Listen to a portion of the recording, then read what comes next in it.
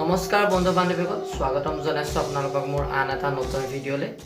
এইটো কোনো travelling video', food video', cultural video' নহয়। কালচাৰেল ভিডিঅ' অলপ মানে আমি এতিয়া ভাওনা চাওনা এনেকৈ ঢোল চোল বজাই বিভিন্ন প্ৰান্তত ঘূৰি ফুৰোঁ আৰু বিভিন্ন প্ৰান্তত এনেকৈ প্ৰগ্ৰেম চেগ্ৰেম কৰোঁ। আপোনালোকে চাগে এনেকৈ ভাওনা চাওনা কৰা মানুহবিলাকে ভাবে যে আমি ভাওনা চাওনা কৰি থাকোঁ, বাটত মানুহবোৰে দেখিলে মাতিব, সহায় কৰিব। কিন্তু কিছুমান মানুহ এনেকুৱাও আছে যে আপোনালোকক শুনিয়ে মানে কিবা আচৰিত লাগিব।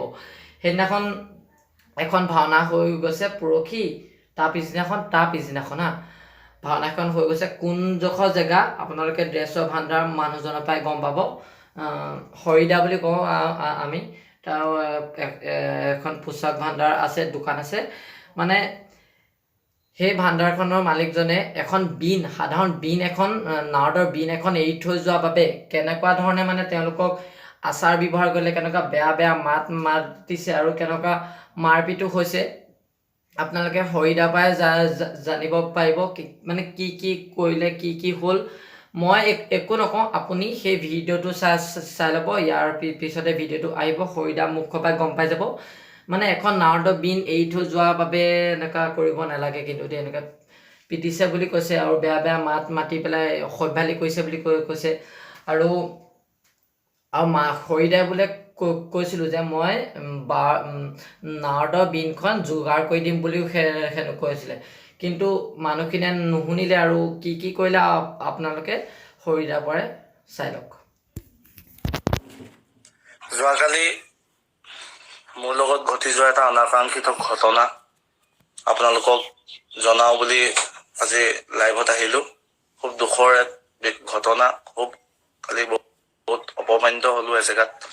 আপোনালোক সকলোৱে জানে যে মই ভাওনা সংস্কৃতিৰ লগতেই জড়িত। ভাওনা বৰ অনুষ্টুপীয়াকৈ এটা ভাণ্ডাৰো আছে, চলাই আছো। আৰু ভাওনাৰ লগত জড়িত হৈ আজি বহুত দিনৰ পৰা ভাওনা কৰি আছো। কিন্তু কালি অনাকাংক্ষিতভাৱে মোৰ লগত এটা ঘটনা ঘটি গ'ল, যিটো ঘটনাৰ বাবে মই যথেষ্ট অপমানিত হ'লো। কালি বহুত দুখ অনুভৱ কৰিছো। কথাটো হ'ল এনেকুৱা, কালি মোৰ ভাওনা আছিলে ২ নং বলিয়াঘাট বৰনামঘৰ বাৰেঘৰীয়া নামঘৰত।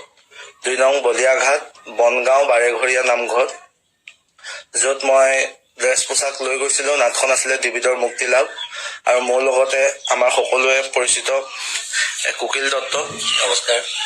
কুকিল দত্ত মোৰ লগত গৈছিলে পোছাক পৰিধান কৰাবলৈ, পোছাক পিন্ধাবৰ বাবে। কিন্তু আমি সকলোখিনি ঠিকেই আছিলে। আমি সকলো পোছাক ধুনীয়াকে পিন্ধাইছো, তেওঁলোকে সকলোৱে পিন্ধিছে কৰিছে। কিন্তু ভুলবশতঃ আমাৰ নাৰদৰ বিনখন ঘৰত থাকি গুচি গ'ল।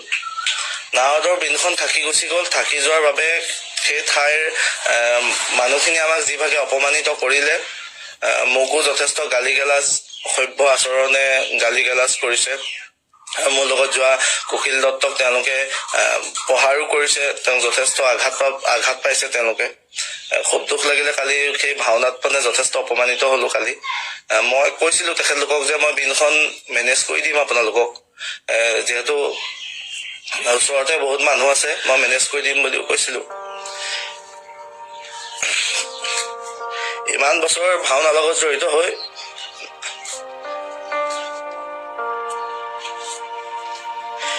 এনেভাৱে অপমানিত হোৱা নাছিলো। মই সেইবাবে আপোনালোকলৈ জনাইছো, ভাওনা সংস্কৃতিৰ লগত থাকি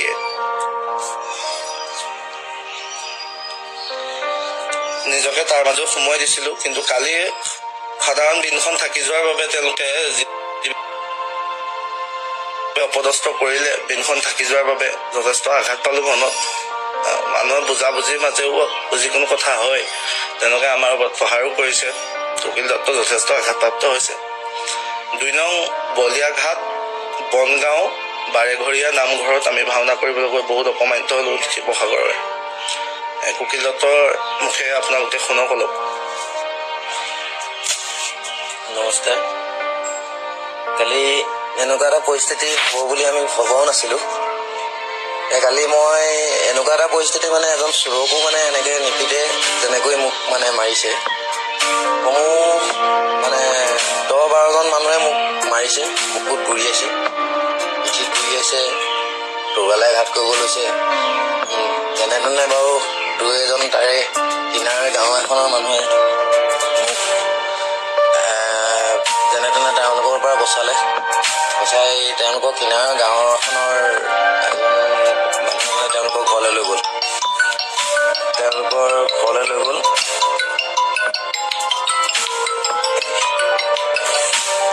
ঘৰলৈ গৈ আমি ভাওনা শেষ মুহূৰ্তলৈকে আমাক মানে বিচাৰি ফুৰিছে। মই মানে গাড়ী কিনাৰত লুকাইছোঁ, মানে মোক বিচাৰি ফুৰিছে গোটেইখন মাৰিবলৈ পিটিবলৈ। তাৰপিছত খৰিকটো আৰু অপমানিত কৰিলে। খৰি আগতে গুচি গ'ল। মই অকলে ড্ৰেছ পিন্ধাই আছিলোঁ গ্ৰীণমত, তেনেকৈ গ্ৰীণমত পালেগৈ। গ্ৰীণমত মাত্ৰ মই ক'লোঁ যে কেতিয়াবা ভুলে কমে থাকি যায়, সেইবোৰ নধৰিব আৰু হ'ব এতিয়া চলি যাব। সেইখিনি ক'ব পালোঁহে মোক খুব মাৰিলে, বুকুত জুৰিয়াইছে। তেওঁলোকে মানে বহুত অপদস্থ আৰু গালিচটো আৰু ক'বৰ বাকী নাই বাৰু। ভাষা তেওঁলোকৰ একেবাৰে অবাইস্মাৰ্ট। মাক লৈ দেউতাক লৈ বহুতখিনি কৰিছে। গতিকে এনেকুৱা এটা পৰিস্থিতি হ'ব বুলি ভবাও নাই আৰু এনেকুৱা পৰিস্থিতিত মই আজিলৈকে পোৱাও নাই। মা দেউতাৰ বাহিৰে লোকৰ পৰা চৰ এটাও খাই পোৱা নাই। এনেকৈ সেইখিনিয়ে কথা আৰু। তাকে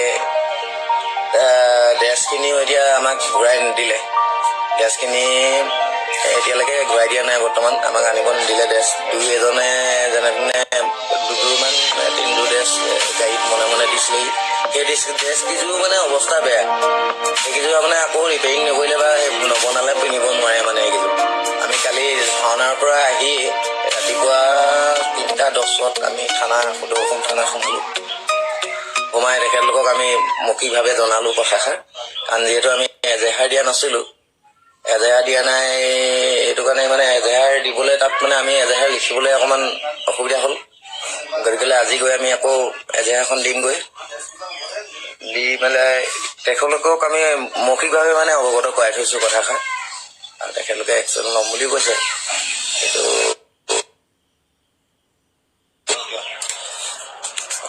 তাকে আপোনালোকক কথাটো অৱগত কৰিলোঁ। ভৱিষ্যতে কোনেও আমিতো সেই গাঁৱলৈতো আৰু ভুলতো নাযাওঁ আৰু হ'লেও নাযাওঁ। যথেষ্ট খালি অপমানিত হ'লোঁ। বিশেষকৈ তেওঁলোকে সাধাৰণ কথাটোত লাগি আমাৰ ড্ৰেছ পোছাক একো উভতাই নিদিলে। আমি বহুত ক'লোঁ, কিন্তু ড্ৰেছ পোছাক সকলোৱে ৰাখি থ'লে তেওঁলোকে। আমি লাষ্টত তাৰ পৰা পলাই আহিবলগীয়া পৰ্যন্ত হ'লগৈ। তাৰে কাষৰে দুজনমান ব্যক্তিয়ে ল'ৰাই আমাক যথেষ্টখিনি সহায় কৰিলে। তেওঁলোকৰ তত্বাৱধানত থাকিয়ে আমি আচলতে ৰক্ষা পৰিলোঁ। নহ'লে হয়তো আজি আমি ৰক্ষা নপৰিলোহেঁতেন। ইমানেই অপমানিত হ'লোঁ কালি। তাকে কথাটো আপোনালোকক জনালোঁ। সকলোৱে সাৱধান হ'ব। পৰাপক্ষত অচিনাকি আমাৰ হ'ল, আমি কথাত লাগি বিশ্বাসত গ'লোঁ, যাৰ বাবে এনে ফল ভুগিলোঁ। সকলোৱে চালি জাৰি চাই কৰিব। ভাওনা সংস্কৃতি থাকি এয়া প্ৰথম নিজৰ জীৱনৰ অভিজ্ঞতা। তাকে আপোনালোকলৈ আগবঢ়ালোঁ। আৰু সকলো ভাওনা প্ৰেমী ৰাইজক কৈছোঁ যে এনেকুৱা যদি কিবা পৰিস্থিতি আহে তো মানুহক বচাবলৈ চেষ্টা কৰিব।